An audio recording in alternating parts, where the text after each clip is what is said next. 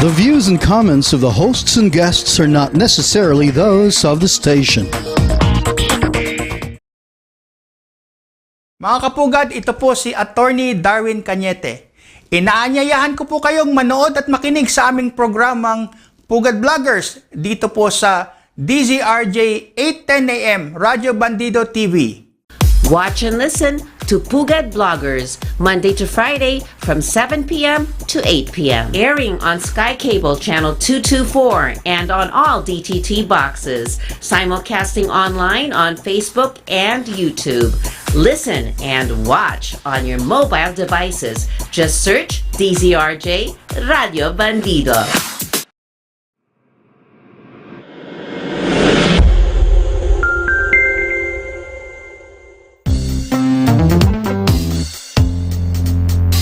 Pugad Vloggers,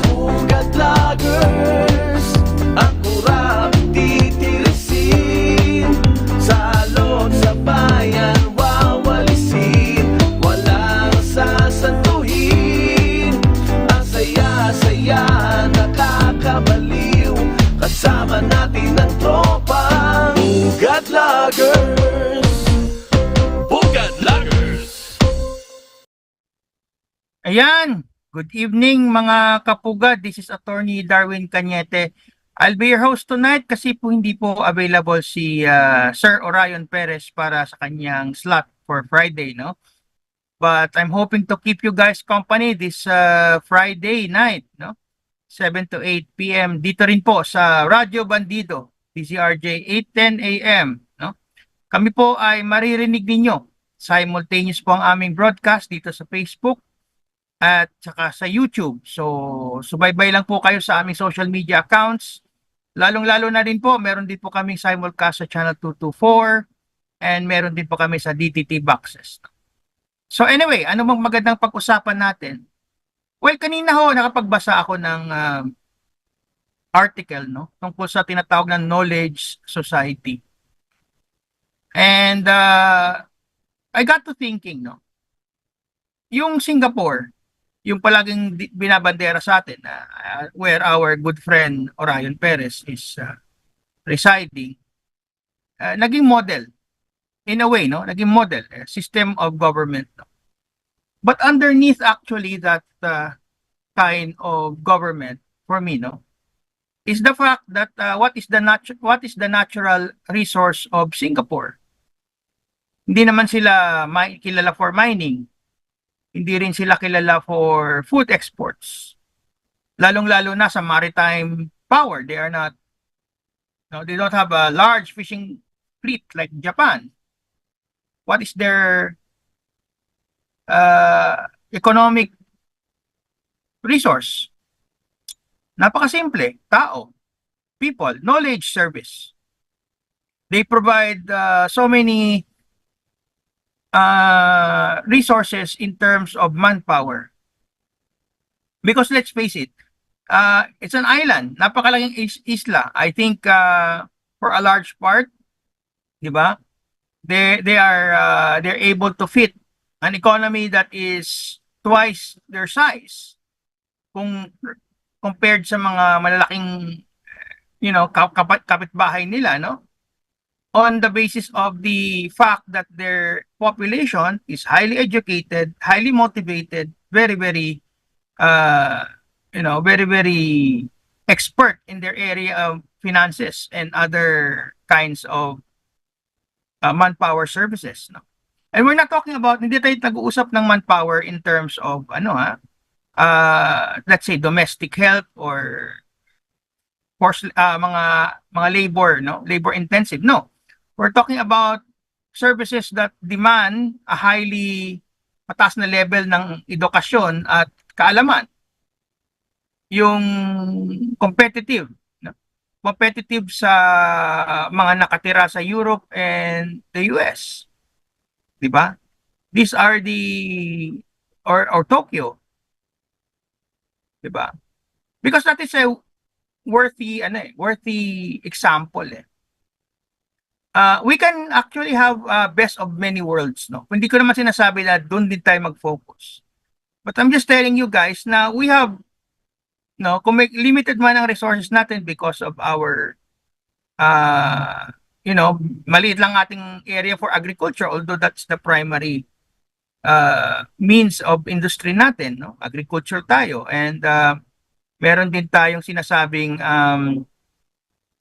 fishing because of our large fishing coastal areas.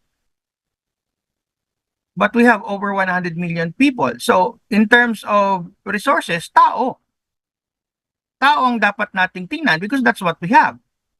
Diba?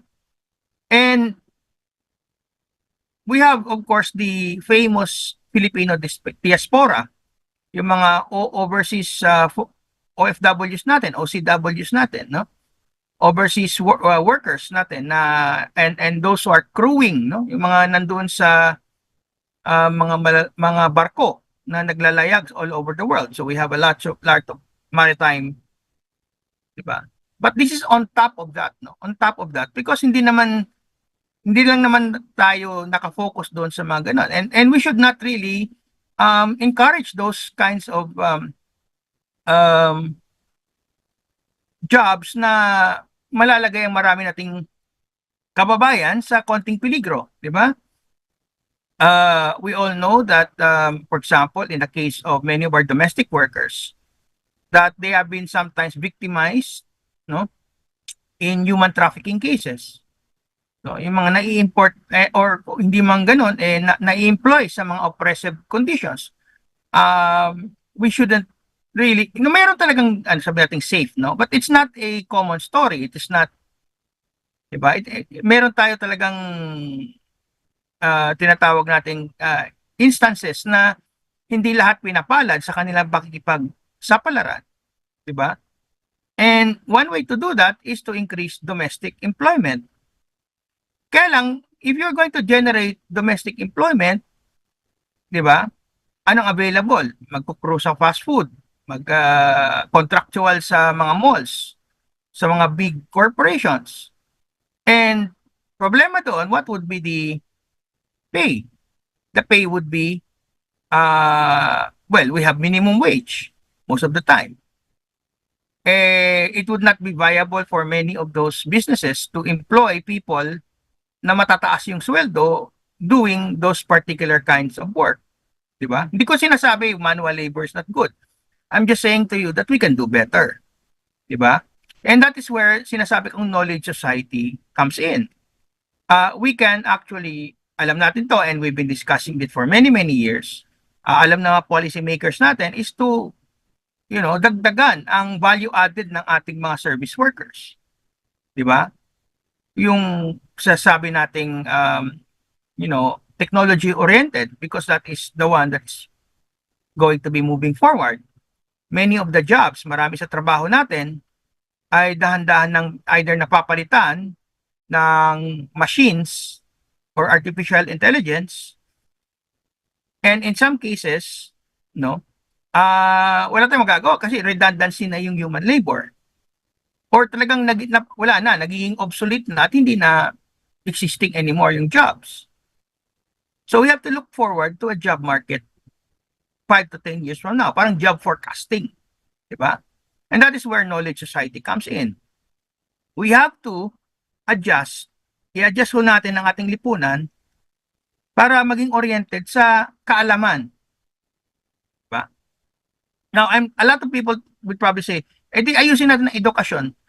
But, sabi nga nila, if you build it, they will come. Sabi nung pelikulang Field of Dreams. We can, remember the nursing glut nung nagkaroon nauso ang nursing jobs abroad. And then, everybody started to take nursing courses. And then, dumating yung point that the nursing opportunities dried up. Diba? And you have also many graduates that are in jobs that they can no longer, that the job market is no longer there. Mahirap yung ganong klaseng forecasting eh. Diba? So you start with employment, no? So ano yung mga jobs mo na? Well, first of all, technology, diba? The silicon, anything surrounding computer, AI, mga ganon, diba? That seems to be the trend. Diba? Yun ang magiging natin. You were looking forward to that. Knowledge society. But knowledge society is different already, no, because of technology. Yung hindi na centralized yung knowledge, hindi na may, it is already more or less diffuse. Anybody with a computer can interact with others with computers. That's why we have social media, di ba? So, hindi na yung, malayo na tayo sa panahon ng vacuum tubes computer na isang kwarto ang size ng computer.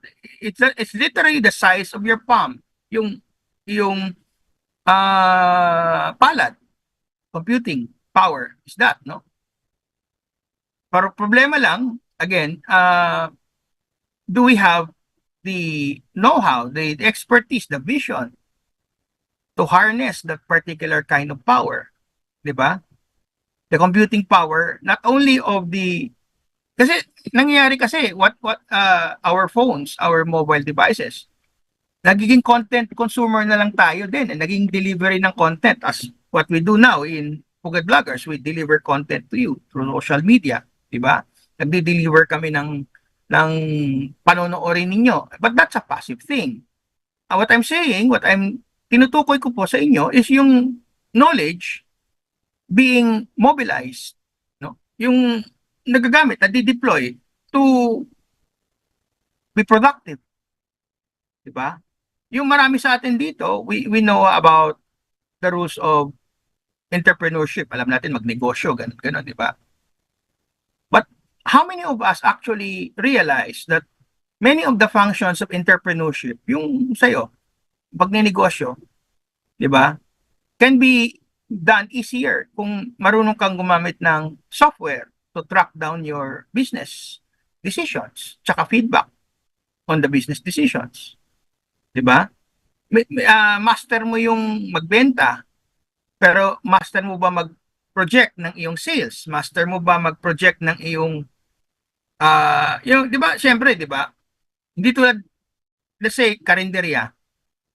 Okay, karinderya. Alam mong magbuluto ng ulam, magbenta ng ulam, magserbisyo ng ulam.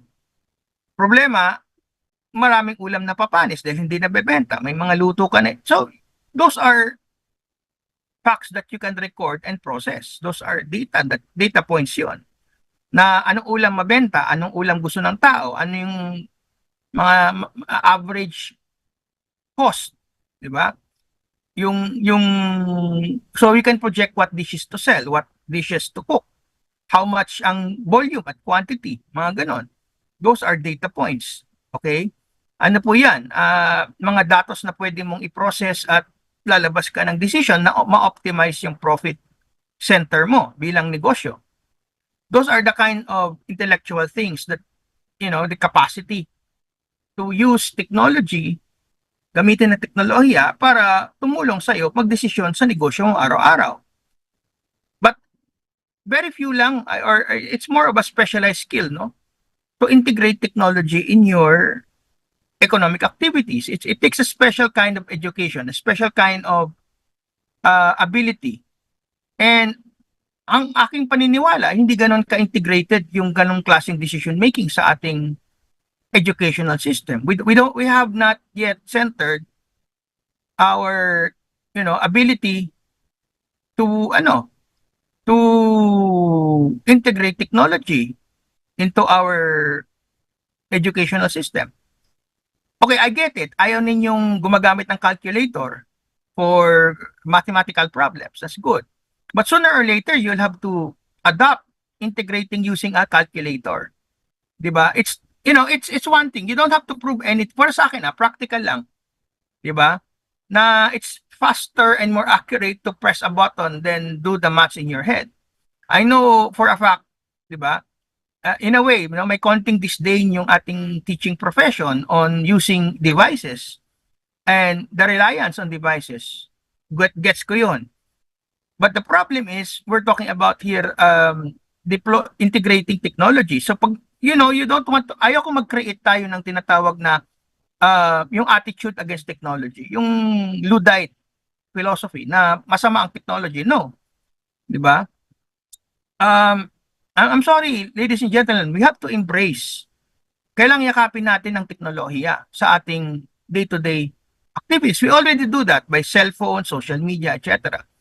But I think more than content consumption, yung paggamit ng devices for our entertainment or to pass the time, we need to be able to integrate, no? Isama natin sa ating comfortable tayo na gamitin yung mga devices, yung mga programs, 'di ba? Sa ating everyday profession. For example,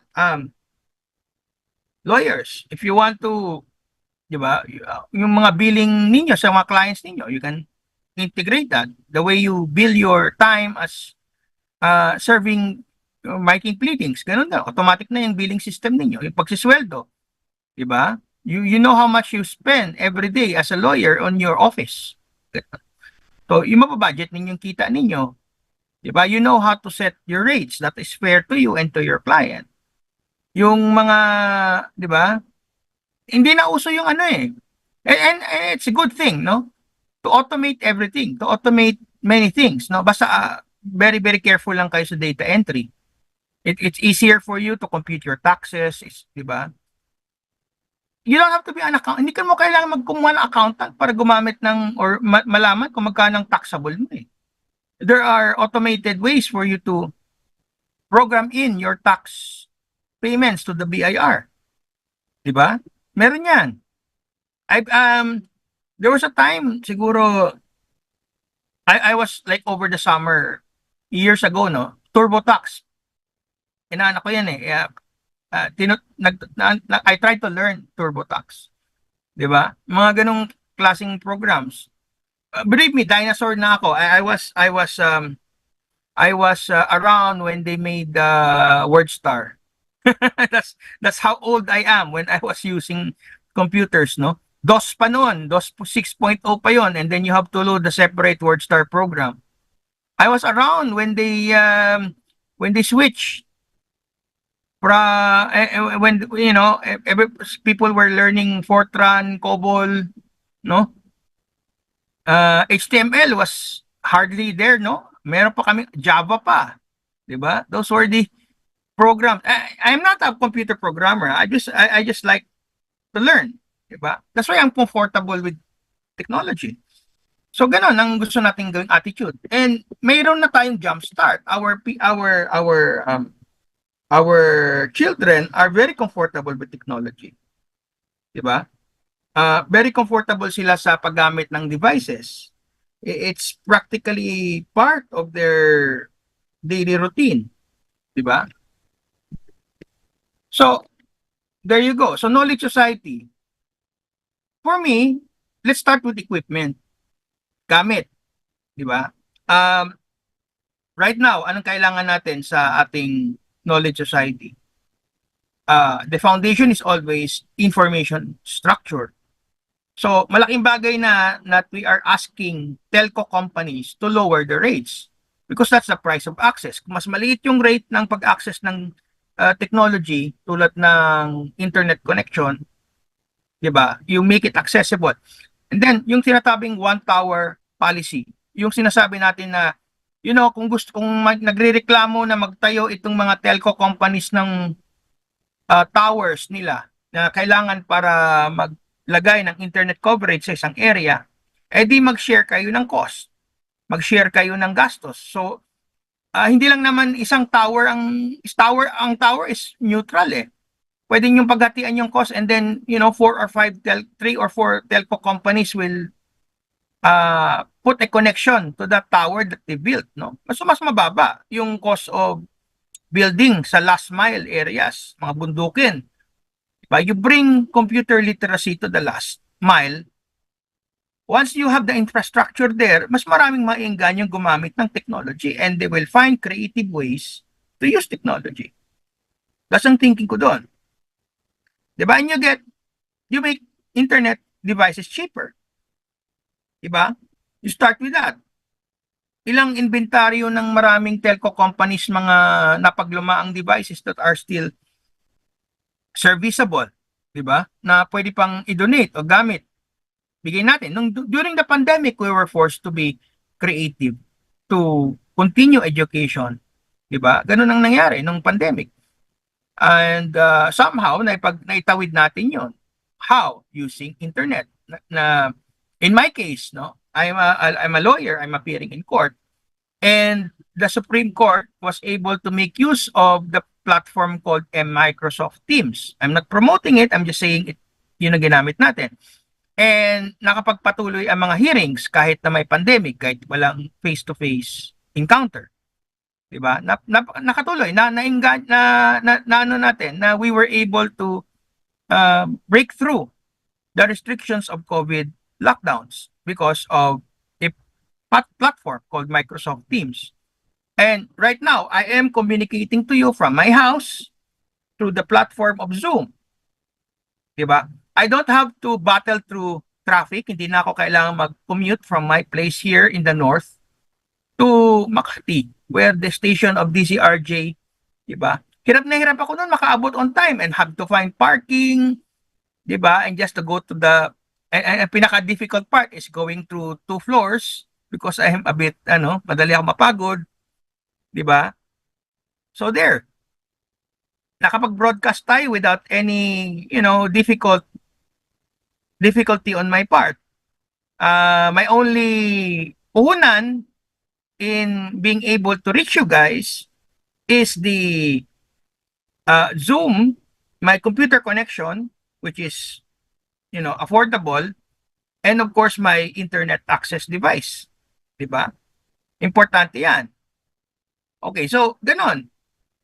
We've integrated technology in our own broadcast. Diba? Pero, sanayan yan eh. Diba? Sanayan yan. Ako may pagka-techie ako eh, but I don't know about, your mileage may vary. But, kung tayo late na sa atin, walang problema doon. It's the next generation I'm talking about, no? Na we have to bring them up in an environment na they will embrace technology. Parang as natural as as paghinga, no? Kasing natural as breathing, that you are, pag nakakita kayo ng devices, hindi naman dependence. I'm not talking about dependence, no? Or sabihin natin addiction. No. It's parang it seems natural. Meron kasing, I don't know, psychological trick, no? In my house, if you want to eat candy, it's accessible kasi I keep candy at home. Hindi mo ginagawang craving ang candy because it's so easily available, no? So wala na masyadong enticement na thinking na gusto kong having candy, mga ganun. Parang ganun technology. It's addiction at first. Pero pag maging na yan, kung medyo blasé na kayo, medyo konting sawa na kayo, it's no longer addictive. It's just there. Makaka-tune out ka if you want to. Diba? Mga ganun eh. Ganung klaseng psychological conditioning, the technology, hindi lang, pag ginawa mo kasing content consumption lang, talagang addictive. But if you make it part of performing a job, it's no longer addictive. Parang, do you get it? Parang ganun eh. So, nandun tayo, technology. So, kailangan natin yung access to the internet cheaper. Devices should be made cheaper. And to do that, for me, let's start with anong kayang gawin ng government. Dalawa lang naman pwede yan eh. We can have yung one path, which is sinasabing internet, the government will sponsor internet connections for everybody. Diba? Yun ang pangako ng maraming gobyerno. Lahat libre internet para sa inyo lahat. That's good. We will have a backbone. But, where's it? Diba? Parang mahirap yun eh. If we wait until magkapera ang gobyerno, diba? Might as well encourage the public sector to invest in that particular line. So we have to have legislation. Para sa akin, no? Let's start with legislating laws na mas mababa or lowering the taxes of importing technological devices. 'Di ba? Yung mga ginagamit data centers, 'di ba? Let's incentivize creation of data centers. Maglalagay tayo ng mga storage areas for all the, like for YouTube or for Google, 'di ba? Data centers, mag-establish tayo. Let's set aside properties and land, and create yung mga equivalent ng data centers na kung saan pwedeng magkaroon ng hub, technological hubs tayo, 'di ba? Once you develop the infrastructure na knowledge society na tayo, nako, we will attract knowledge society workers, mga IT workers, 'di ba? You make it more attractive to study IT, information technology. Diba? One of my favorite movies, Hackers. It was the one starring Angelina Jolie when she was very, very young, no? And it's funny, no? Medyo, it was limited by its time, but makikita mo talaga na the drive for technological freedom is there. Diba? Parang medyo anarchist way of having a information society or a knowledge society. Diba? And then siguro let's start with elementary or high school students. As that early exposed already na, di ba, ito problema ko minsan bawal cellphone sa klase. We know because it's distracting. But instead of forbidding the devices, maybe what we should do is, ingrain ethical use of devices. Alamin or trying to educate our children when and when not to access the devices. I think that's more, for me, it's more of a long-term thing, no? Kasi kapag babawal mo lang, you either develop a negative stereotype of devices or you create some sort of trauma on the children to be averse to technological devices. Ayaw natin naman yan. Alam natin, parang, parang yung panahon ng Dungeons and Dragons game yan. Everybody thought because of the devil imagery, satanic na yung game. But we all found out 20, 10, 15 years later, it was not really harmful, no? Nag-overreact lang. It's like parents overreacting to dirty lyrics and music. Diba? We all know what happened to that. Diba? Censorship never really works. What you can do is challenge information with more information. Corrective information. Diba? Yeah, that's the nature of knowledge society. Information, agnostic information. Yung walang kinikilingang side. The thing is truth, diba? That's why you practice our students, diba, to be able to process information and misinformation. Hindi yung outright censorship. That's how you create a knowledge society. The ability to create citizens who are critical thinkers. Hindi yung naniniwala sa sabi-sabi. They were able to filter information, truth, accuracy from all the mass of misinformation and data that's out there. Diba? Yun ang gusto natin Anyway, gusto ko munang batiin itong mga nandito sa ating thread, no? Si Roxanne Costa, good evening. Zepi Sabala, good evening. Myla Manitas, good evening sa iyo. So thank you for joining us, no? Anyway, going on to what I'm saying. Information society, knowledge society. Information society is a band, no? O 𝗕𝗹𝚻 Monte Cristo, good evening din sa iyo. Devices, make it the cost, mas malitin mo yung cost ng entry of technological items like, businesses na mag-establish bilang data centers, no? Another thing is, of course, incentivizing, no? Teachers, faculty to switch to data or IT type of faculty. So, ang gobyerno they will send them abroad to learn, transfer their skills ng mga foreign faculty sa ating mga Pilipino. And for me, government should also invest in our own workers. marami sa ating mga, you know, job orders, yung mga matagal na sa civil service, matagal ng government worker, you know, dapat yearly there should be a, for me for those who are willing and magkaroon ng certifications on using IT. Diba? Let's start with those already in the workforce natin. Diba? And hopefully, magplano na mag-phase in ng technology in many of our frontliners. Diba? Kasi kailangan natin accuracy, kailangan natin service, kailangan natin ng speed, kailangan natin ng upgrading. Diba? Ilan na sa inyo ang pagod na at inis na every time you want to go to a interact with a government agency, you have to fill out a form. Diba? Kailangan niyo mang form, mag-fill up ng ganon. Sige, share lang po kayo, share. Thank you, Mancha. Thank you so much. Petrona Nona Parunga, good evening sa iyo. So, you have, diba, nakakainis ng mag-fill out ng form every time you want to be interacting or may transactions ka sa government. Why cannot it be online? Why do you have to be there personally? Diba?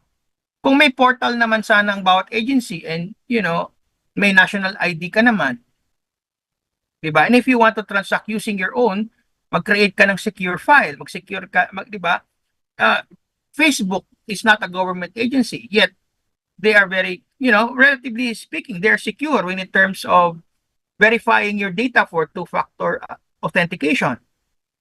Diba? Ako marunong gumamit ng Microsoft and Google Authenticator. So there are devices and ways for you to be able to establish kung sino ka using only your national ID and a secure account.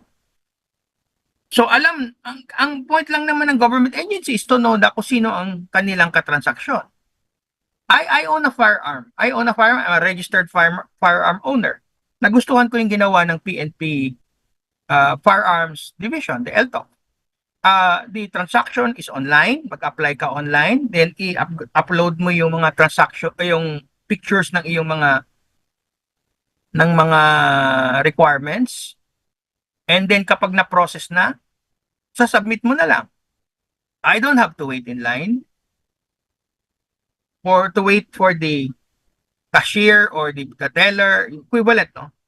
The frontliner to input the data on my form. Ako na mismo nag-input ng form ko. And once they verify kung sino ka and using all the authenticated documents, solved na. That saves me time. I know when maiikot ko yung lakad ko. Diba? Yun lang naman kailangan natin. Productive ang araw natin eh. Sino ba, di ba naalala niyo yung mga unang araw na you have to magpaalam ka pa sa trabaho para makipag-transaction sa bangko? So you have to go to the bank near lunchtime, kaya ang haba ng pila, di ba? But these days, wala na yon, di ba? Because if I have a phone and I have my app on my phone, I can deposit, withdraw, transfer money. Kung kailangan ko ng cash, I just use my ATM. Marami yan. Even in 7-Eleven, I can go to 7-Eleven, may ATM na sila doon. 24/7 na yan. I don't have to wait in anybody's line. Diba? Mga ganong klaseng developments. And we can apply that to government. You don't actually have to wait anywhere. Diba? Hindi mo na kailangang pumila. You know, government can do so much integrating technology on many things. Diba? All you need talaga is, you know, to implement, to make it cheaper. Diba? So anyway, ano ba natin? Okay.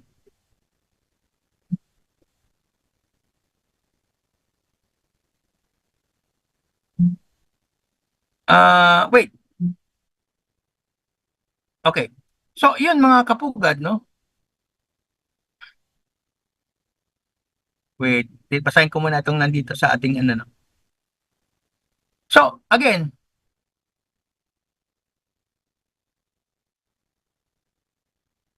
the price of entry, we have to invest. Diba? Frontliners natin, training, equipment, ganon. Internet connection, secure backbone, yung hindi nahahack. Kasi we all know what happened to Comelec. Di ba? Yung database ng mga voters natin, I don't know kung nagamit or what, but we all know. Mga data breaches, mga ganon. Once you are able to do that, diba? So, anyway, 7:38 na pala. Going back to Singapore, knowledge workers nila, napakarami. And they pay them highly, ha? Mataas yung average pay ng Singapore yan. Diba? So, aside from government, we also need to invest in our IT people. Pwede tayo maging back office ng mundo eh. You know, we have already, diba? India has done that. Singapore has done that. Meron tayong call centers, of course, but we need to upgrade from call centers. Diba? We need to be, tayo na magiging tayo na yung mag-handle ng mga logistics, diba? Yung medical transcription, legal transcription. Those are very, very, very specialized IT professions. Kasi yung machine, yung dictating, hindi sila kabisado yung mga specialized terms eh. So they always misspell it eh. But if you're a law firm na kailangan mo ng instant translation, 'di ba, or transcription, malaking bagay yung legal transcribers, yung marunong ng context, marunong ng tamang spelling, 'di ba? Medical transcriptions, very, very important. It reduces the cost of evaluating sicknesses, mga ganun, no? Marami tayong pwedeng gawin, mga kapugad talaga. In IT, in knowledge, being a knowledge society, we need to invest talaga in the infrastructure. Let's start with, free access to our Wi-Fi, di ba? Ganun yan. Or at least lower the cost. Yung affordable. Di ba? Internet that is mass-based. And how do we do that? Let's make the cost of operating internet businesses lower. Tsaka yung mga content, yung mga nag-overload ng ating, 'di ba? Let's see kung pwede nating i-prioritize yung bandwidth natin for education purposes and yung talagang for production purposes. Yung content creation, yung content consumption, I think pag naging viable and profitable na, saka na natin masyado bigyan ng priority yan. We are, the world, we have to adjust to the world that is changing. Kalaban na natin AI in the future. I'm not saying Terminator, but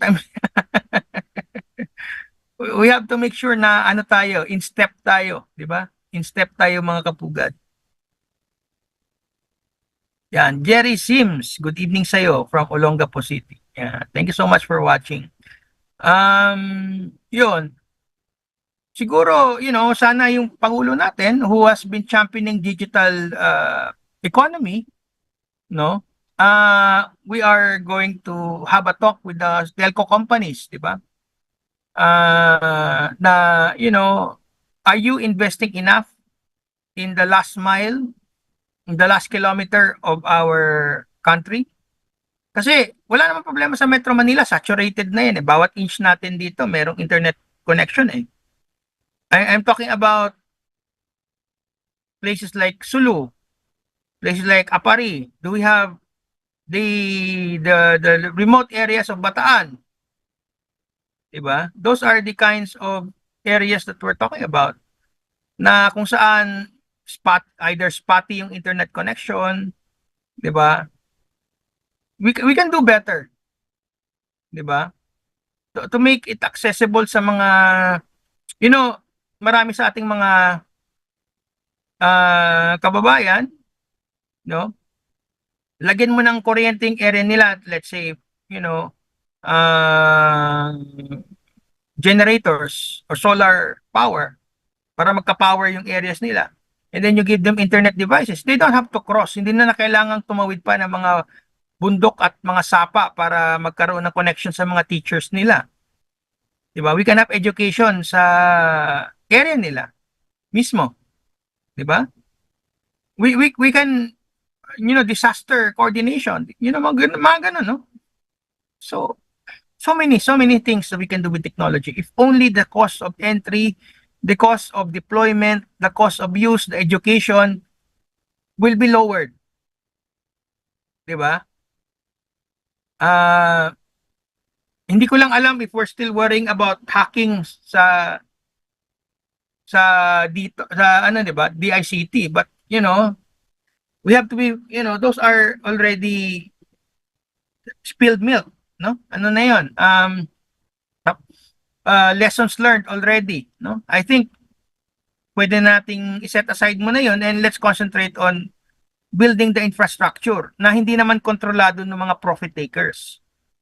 We need an information knowledge society structure na mass based, kontrolado ng ating gobyerno at kontrolado din ng mga users, na hindi kami disenfranchised dahil wala kaming pera na kontrolin yung infrastructure. It should be democratized, di ba? And gusto namin sana information that is that is free from censorship. Di ba? What you don't need censorship. You don't need you want to counter misinformation with more information. Yun ang philosophy ko doon. Very Elon Musk, di ba? Free to speak. Yun. So, ano pa, mga kapugad? Well, gusto kong batiin yung ating mga nag-birthday ngayong buwan. Wink wink. And hopefully you have many more birthdays to come, no? Ano pa ba? Well, there must be some sort of 2024 na no? And it's already na coming to the second year of the PBBM administration, no? And we are very, very hopeful that this year meron talagang movement in terms of building the digital economy that the president has promised. And I think there are so many things that we need to do pa, no?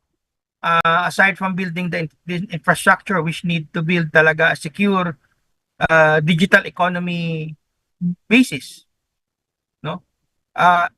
'Di ba? Yung mga ating mga kababayan na nag-switch na to online selling, yung mga ating mga kababayan na nagiging biktima ng mga online scams, yung sa e-commerce, there are so many problems that we have to discuss because andito na yan. We are no longer studying the problem. The problem is here. So, we can hindi na mag-move na from theory to practice. Kasi okay, let's say you ordered something abroad or you ordered something from a seller in the Philippines. Pagdating sa'yo, bato na lang, but you paid for it already through online currency, through online banking, through GCash, or some equivalent debit system. Diba? So anong recourse mo? Kanino ka tatakbo? Sino ang kukunan mo ng refund? Diba? Yung mga ganon. We have not yet established the rules and the know-how to go after cyber fraud. Alam natin ang bawal, hindi natin alam paano natin mapapanagot yung gumawa ng kasalanan. Because, it takes so much time, it takes so much effort, mahirap po mag-track down ng frauds online. Overwhelmed ang ating PNP because, let's face it, hindi ganon din ang masyadong na-training o kulang ang deployed personnel. Kulang ho tayo sa resources to go after this scammers abroad. Napag-usapan ko sa last program ko with CM ni Amnol yung mga online scams, but that's the tip of the iceberg. Every day, mga Pilipino na i-involve sa e-commerce, either nag-order ka online, nag-pay ka online, mga ganon. And simply, it is quite, sabi nating hassle. No? Victimize ka na lang. Diba? Pero, the scammers are getting better and better. So, hindi mo alam kung na-scam ka o hindi talaga. Sa huli na lang, pagtapos na. There is no preemptive. Diba? strike to stop these scammers right now, or we don't even have the effort to do that. So much has to be done. We have to secure our e-commerce transactions para yung mga mandaraya ay mahuli at tayo medyo kampante makipag-transaction even through computers. See, that's part of the knowledge society. That when we transact and make money online through the internet, that we need to monetize our content. O ang ginagawa ng mga vloggers, di ba? Some vloggers make money really through the platform, di ba? Walang problema doon because these are big US corporations. Pero yung marami din, yung mga nakipag-interact through like Facebook Marketplace, yung carousel, mga gano'n, no? Mga eBay, you take your chances. Di ba? Okay lang if you're paying through PayPal, may dispute yan. No problem yan. Pero pag GCash yan, once na already or any kind of debit payment, pag lumabas na yan sa account mo, babay na yan.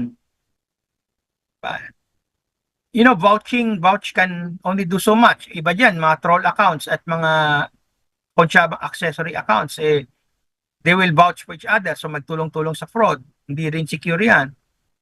Diba?